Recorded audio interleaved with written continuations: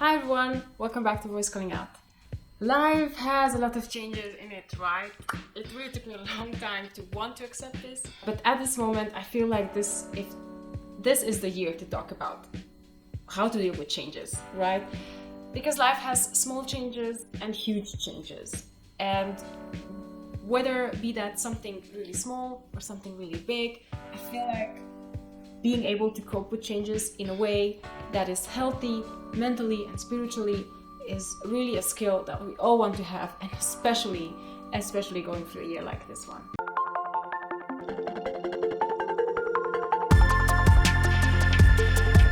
So, changes. I'm not a fan. And also, I kind of am. And the reason for that is because going through a change, it's really not an easy thing to do. It requires many things in your life to go well so that you are able to master every change that comes along in your life.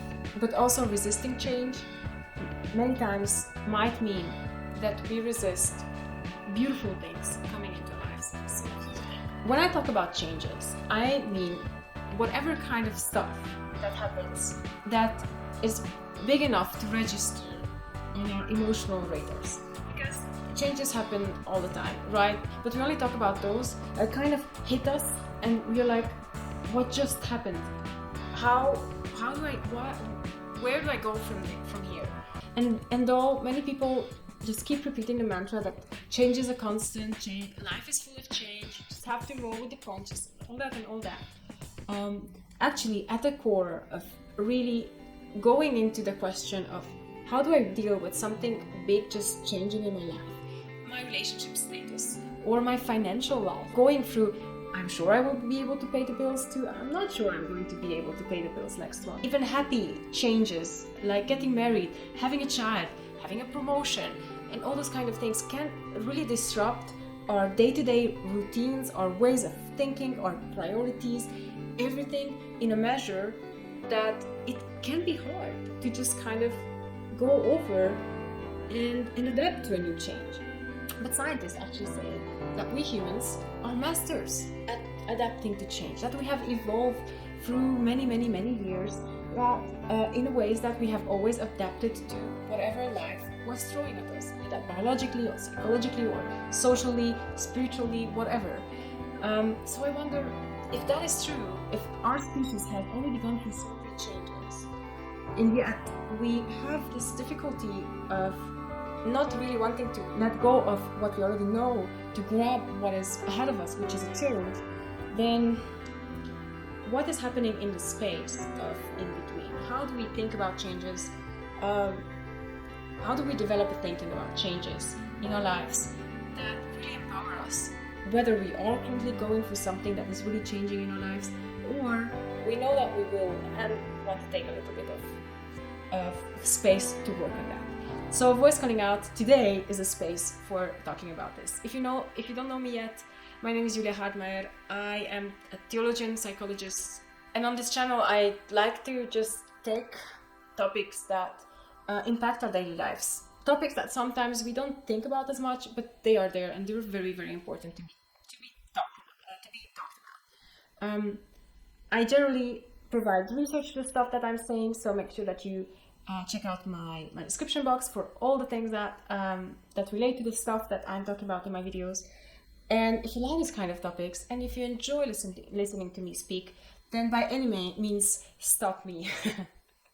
I mean, comment, let me know your thoughts, let me know what you're interested to learn about, and subscribe to this channel, be part of our community, and let me know what I can help you with. I actually think that a part of the reason why changes are so hard for us, even though they're beneficial, is because we humans tend to attach our identity, our sense of who we are as a person, to the things that are in our lives. Be that people, situations, countries that we live in, languages that we speak, things that we get to do with our free time, and so on. So that's how I kind of see our difficulties with changes. Like, also, if we, for example, attach a lot of meaning to how our bodies look like, especially as females, And for some reason or another, maybe being pregnant or suffering from some kind of an illness, we don't anymore look the way that we used before, that we used to before, then that change really creates a disruption of our identities. And while it would be normal for a change to create a disruption in our lives, to just make us stop and reflect and think about how we go through different kind of changes, when they disrupt our sense of who we are, then they become just immensely more difficult to deal with. That's what I want to talk about today.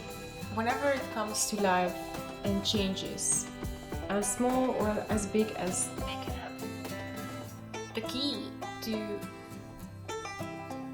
to being comfortable, even though it's uncomfortable, to go through changes, is to ask ourselves, what do we base our feeling of who we are? My hypothesis is that the more stable the thing is that we base our identity on, the more we will actually be able to go through changes and go through life and go through all the things that life throws at us in a way that is actually characterized by serenity and psychological resilience. So in my life was characterized by many changes in the last 30 years, which is not much. Through growing up, after having lost a father, through growing up in a country where psychological well-being and psychological information was just really not available for anybody that I know of. Through just dealing with different kind of mental issues and a lot of things, what I realized is that the heavier the changes were that I had to deal with, the more I had to fall back on a sense of who I am that was even more stable than the things that I thought were stable, but I was actually losing them. So when I was a little girl, my biggest image of a stable thing was my dad. And when I lost him, I realized that's not as stable as I thought. And then in my teenager years, when I was falling in love and experiencing the full rage of hormones and love for the first time, I thought, man, this is the mightiest feeling, the mightiest thing in the world. So that is going to be my feeling, my sense of identity. And then the first time that I got dumped, that happens when you're a teenager, I just felt, oh my god, no, this is not able to hold you. And when I was a young adult, I finally recognized that the strongest thing in the world is my own self, and that I can hold my own self, and that I can listen to my own voice and just only make good decisions by following that voice. And then I realized even that inner voice is really not strong enough to navigate through life's hardest. And then I learned, truly, really learned, in the midst of my biggest tempests and changes that were coming in my life, that I can only truly find a foundation for my life in the God who created me. Because only He is strong enough to hold me through everything that might change in my life. Through everything that is a question, He is an exclamation point. Through everything that is uncertain, there is one certainty, that His love is mighty enough to hold me. And by learning that and by incorporating that in my life was the first time that I actually was able to slowly recognize that the changes in our lives are really how we grow, are really how we become from cocoons to butterflies. Because there can be a safe place for who we are, our fears, and who we are to become in spite of our fears.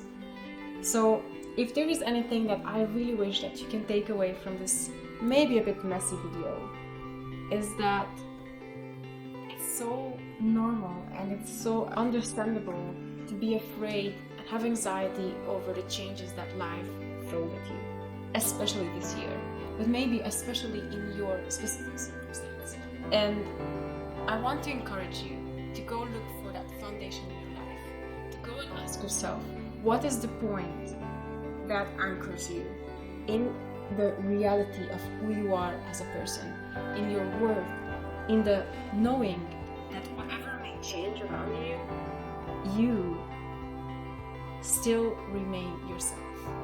And that yourself, that person, is loved, is taken care of, and nothing really bad can ever put an obstacle between you and love.